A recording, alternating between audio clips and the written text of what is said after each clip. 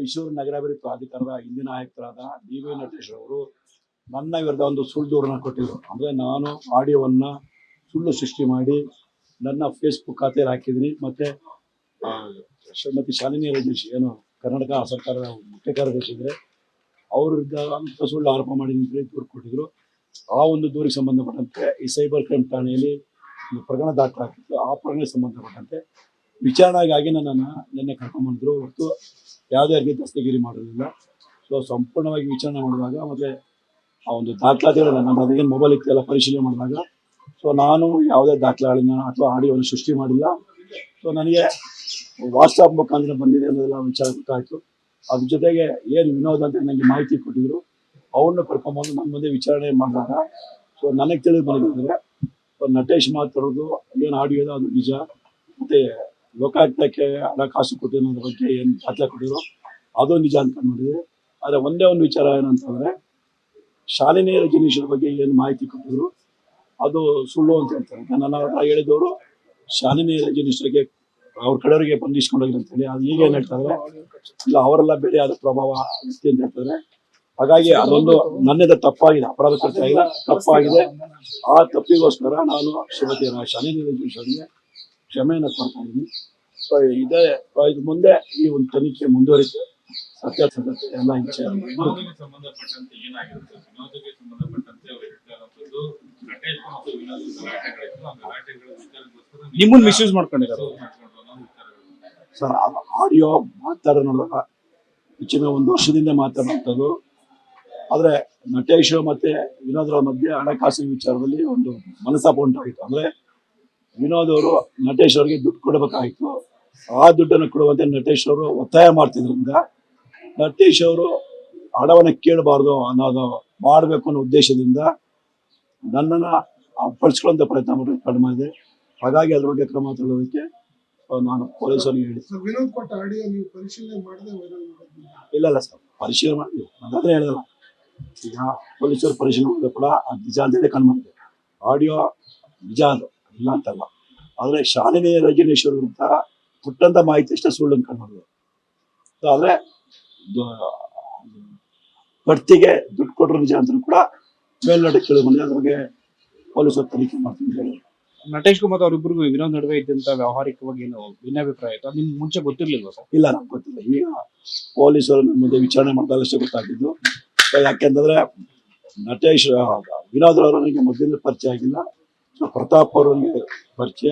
ಪ್ರತಾಪ್ ಅವರು 2 ಸಲ ಅವ್ರ ಅಂಗಡಿ ಕರ್ಕೊಂಡೋಗಷ್ಟು ಬಿಟ್ರೆ ವಿನೋದ್ಗೂ ನನಗೂ ಯಾವುದೇ ರೀತಿಯ ಸಂಪರ್ಕ ಆಗಲಿ ಮೊದಲಿಂದ ಪರಿಚಯ ಆಗಿರಲಿಲ್ಲ. ಸರ್, ಈಗಲೂ ಕೂಡ ನೀವು ಡಿ.ಬಿ. ನಟೇಶ್ ಅವ್ರಿಗೆ ಸಂಬಂಧಪಟ್ಟಾಗ ಭ್ರಷ್ಟಾಚಾರ ಆಗಿದೆ, ಅವ್ರ ಬಡ್ತಿ ವಿಚಾರಕ್ಕೆ ಅನ್ನೋದ್ರ ಬಗ್ಗೆ ಈಗಲೂ ಕೂಡ ಸ್ಟ್ಯಾಂಡ್ ನಿಂದು ಆಗಿದೆ, ಭ್ರಷ್ಟಾಚಾರ ಆಗಿದೆ ಅನ್ನೋದೇ ವಾದ ಆಗಿದೆ.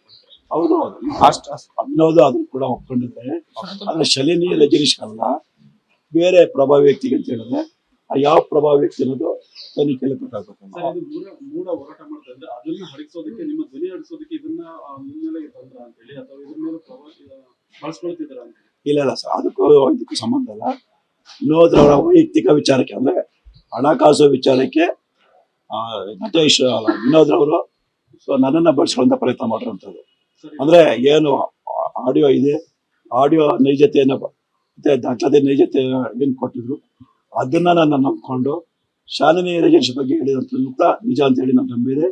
ಅದು ತಪ್ಪಾಗಿದೆ ಅಷ್ಟೇ. ಈಗ ಬಂದಿರೋಂಥದ್ದು ಮೇಲೆ ಇರೋ ಆರೋಪ ಅಂದ್ರೆ ಬೇಲಬಲ್ ಆಫೆನ್ಸ್ ಆಗಿರೋದು. ಆ ಬೇಲಬಲ್ ಆಫೆನ್ಸ್ ಸಂಬಂಧಪಟ್ಟಂತೆ ನೋಟಿಸ್ ಅನ್ನು ಕೊಡಬೇಕಿತ್ತು. ನೋಟಿಸ್ ಅನ್ನು ಕೊಟ್ಟು ವಿಚಾರಣೆ ನಡೆಸಬೇಕು.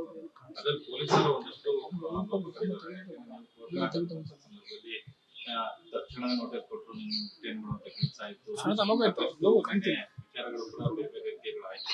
ಅದಕ್ಕೆ ಸಂಬಂಧಪಟ್ಟಂಗೆ ಸರ್, ಇದು ಅತ್ಯಂತ ಗಂಭೀರವಾದ ವಿಚಾರ ಆಗಿರೋದ್ರಿಂದ ಅವರು ನನ್ನನ್ನು ಕರ್ಕೊಂಬಂದಿದ್ರು ಅಷ್ಟೇ ಹೊರತು ಬೇರೆ ಯಾವುದೋ ಪ್ರಭಾವಕ್ಕೊಳಗಾಗಿ ಅಥವಾ ಬೇರೆ ದೂರದರ್ಶಿಯಿಂದ ನನ್ನನ್ನು ಕರ್ಕೊಂಬಂದ್ರು. ಯಾಕೆ ನಿನ್ನೆಯಿಂದ ಕೂಡ ನನಗೆ ತುಂಬಾ ಚೆನ್ನಾಗಿ ನೋಡ್ಕೊಂಡಿದ್ರೆ ಮತ್ತು ನಾನು ಕೂಡ ಅವ್ರಿಗೆಲ್ಲ ರೀತಿ ಸಹಕಾರ ಕೊಟ್ಟಿದ್ರಿಂದ ಮತ್ತೆ ಸತ್ಯ ಅವರಿಗೆ ಗೊತ್ತಾಗಿರೋದ್ರಿಂದ ಸೊ ನನ್ನನ್ನು ಬಂಧನಕ್ಕೊಳಪಡಿಸಿದೆ. ಸೊ ನನಗೆ ನೋಟಿಸ್ ಕೊಟ್ಟು ಕಳಿಸಿದ್ರು. ಸೊ ಕೆಲವು ಲೋಪದೋಷಗಳು 24ನೇ ತಾರೀಕು ಬರಕ್ಕೆ ಹೇಳಿದ್ದಾರೆ. Thank you sir. ಮೈಸೂರು ನಗರಾಭಿವೃದ್ಧಿ ಪ್ರಾಧಿಕಾರದ ಹಿಂದಿನ ಆಯುಕ್ತರಾದ ಡಿ.ವಿ. ನಟೇಶ್ ಅವರು ನನ್ನ ವಿರುದ್ಧ ಒಂದು ಸುಳ್ಳು ದೂರನ್ನು ಕೊಟ್ಟಿದ್ರು. ಅಂದರೆ ನಾನು ಆಡಿಯೋವನ್ನು ಸುಳ್ಳು ಸೃಷ್ಟಿ ಮಾಡಿ ನನ್ನ ಫೇಸ್ಬುಕ್ ಖಾತೆಯಲ್ಲಿ ಹಾಕಿದ್ದೀನಿ. ಮತ್ತು ಶ್ರೀಮತಿ ಶಾಲಿನಿ ರಜನೀಶ್ ಏನು ಕರ್ನಾಟಕ ಸರ್ಕಾರದ ಮುಖ್ಯ ಕಾರ್ಯದರ್ಶಿ ಇದ್ದಾರೆ, ಅವ್ರ ವಿರುದ್ಧ ಅಂತ ಸುಳ್ಳು ಆರೋಪ ಮಾಡಿ ದೂರು ಕೊಟ್ಟಿದ್ರು. ಆ ಒಂದು ದೂರಿಗೆ ಸಂಬಂಧಪಟ್ಟಂತೆ ಈ ಸೈಬರ್ ಕ್ರೈಮ್ ಠಾಣೆಯಲ್ಲಿ ಒಂದು ಪ್ರಕರಣ ದಾಖಲಾಗಿತ್ತು. ಆ ಪ್ರಕರಣಕ್ಕೆ ಸಂಬಂಧಪಟ್ಟಂತೆ ವಿಚಾರಣೆಗಾಗಿ ನನ್ನನ್ನು ನಿನ್ನೆ ಕರ್ಕೊಂಡ್ಬಂದ್ರು ಹೊರತು ಯಾವುದೇ ರೀತಿ ದಸ್ತಗಿರಿ ಮಾಡೋದಿಲ್ಲ. ಸೊ ಸಂಪೂರ್ಣವಾಗಿ ವಿಚಾರಣೆ ಮಾಡಿದಾಗ ಮತ್ತು ಆ ಒಂದು ದಾಖಲಾತಿಗಳನ್ನ ನನ್ನ ಅದೇನು ಮೊಬೈಲ್ ಇತ್ತೆಲ್ಲ ಪರಿಶೀಲನೆ ಮಾಡಿದಾಗ ಸೊ ನಾನು ಯಾವುದೇ ದಾಖಲೆಗಳನ್ನ ಅಥವಾ ಆಡಿಯೋವನ್ನು ಸೃಷ್ಟಿ ಮಾಡಿಲ್ಲ. ಸೊ ನನಗೆ ವಾಟ್ಸಪ್ ಮುಖಾಂತರ ಬಂದಿದೆ ಅನ್ನೋದೆಲ್ಲ ವಿಚಾರ ಗೊತ್ತಾಯಿತು. ಅದ್ರ ಜೊತೆಗೆ ಏನು ವಿನೋದ್ ಅಂತ ನನಗೆ ಮಾಹಿತಿ ಕೊಟ್ಟಿದ್ರು, ಅವ್ರನ್ನ ಕರ್ಕೊಂಬಂದು ನನ್ನ ಮುಂದೆ ವಿಚಾರಣೆ ಮಾಡಿದಾಗ ಸೊ ನನಗೆ ತಿಳಿದು ಬಂದಿದ್ದಾರೆ ನಟೇಶ್ ಮಾತಾಡೋದು ಏನು ಆಡಿಯೋದು ಅದು ನಿಜ, ಮತ್ತು ಲೋಕಾಯುಕ್ತಕ್ಕೆ ಹಣಕಾಸು ಕೊಟ್ಟಿರೋದ್ರ ಬಗ್ಗೆ ಏನು ದಾಖಲೆ ಕೊಟ್ಟಿರೋ ಅದು ನಿಜ ಅಂತ ನೋಡಿದೆ. ಆದರೆ ಒಂದೇ ಒಂದು ವಿಚಾರ ಏನಂತಂದರೆ ಶಾಲಿನಿ ರಜನೀಶ್ವರ ಬಗ್ಗೆ ಏನು ಮಾಹಿತಿ ಕೊಟ್ಟಿದ್ರು ಅದು ಸುಳ್ಳು ಅಂತ ಹೇಳ್ತಾರೆ. ನನ್ನ ಹತ್ರ ಹೇಳಿದವರು ಶಾಲಿನಿ ರಜನೀಶ್ವರಿಗೆ ಅವ್ರ ಕಡೆಯವರಿಗೆ ಬಂದಿಸ್ಕೊಂಡೋಗಿ ಅಂತೇಳಿ, ಅದು ಈಗ ಏನು ಹೇಳ್ತಾರೆ ಇಲ್ಲ ಅವರೆಲ್ಲ ಬೇರೆ ಆದ ಪ್ರಭಾವ ವ್ಯಕ್ತಿ ಅಂತ ಹೇಳ್ತಾರೆ. ಹಾಗಾಗಿ ಅದೊಂದು ನನ್ನಿಂದ ತಪ್ಪಾಗಿದೆ, ಅಪರಾಧ ಕೃತ್ಯ ಆಗಿಲ್ಲ, ತಪ್ಪಾಗಿದೆ. ಆ ತಪ್ಪಿಗೋಸ್ಕರ ನಾನು ಶ್ರೀಮತಿ ಶಾಲಿನಿ ರಜನೀಶ್ವರಿಗೆ ಕ್ಷಮೆಯನ್ನು ಕೊಡ್ತಾ ಇದ್ದೀನಿ.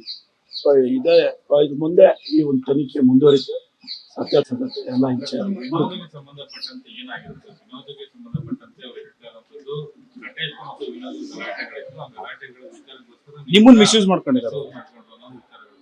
ಸರ್ ಆಡಿಯೋ ಮಾತಾಡೋ ನೋಡುವಾಗ ಹೆಚ್ಚಿನ 1 ವರ್ಷದಿಂದ ಮಾತಾಡುವಂಥದ್ದು.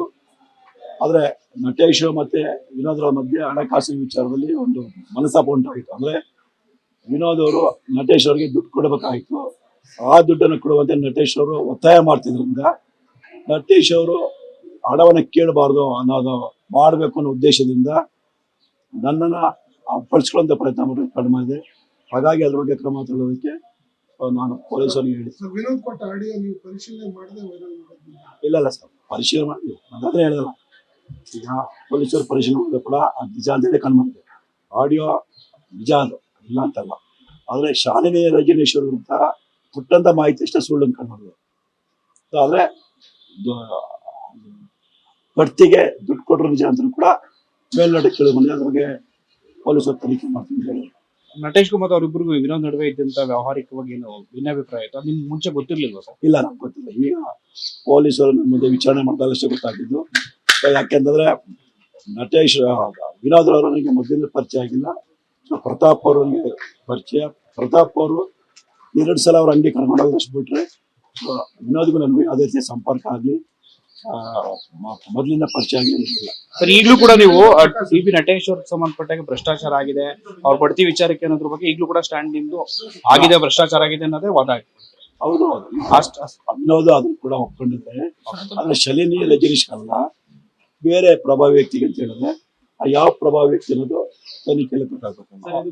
ಮೂಡ ಹೋರಾಟ ಮಾಡ್ತಾ ಇದ್ರೆ ಅದನ್ನ ಹರಿಸೋದಕ್ಕೆ, ನಿಮ್ಮ ಧ್ವನಿ ಹರಿಸೋದಕ್ಕೆ ಇದನ್ನ ಮುನ್ನೆಲೆ ತಂದ್ರ ಅಂತ ಹೇಳಿ ಅಥವಾ ಇದ್ರ ಮೇಲೆ ಬಳಸ್ಕೊಳ್ತಿದಾರ ಅಂತ? ಇಲ್ಲ ಸರ್, ಇದಕ್ಕೂ ಸಂಬಂಧ ಇಲ್ಲ.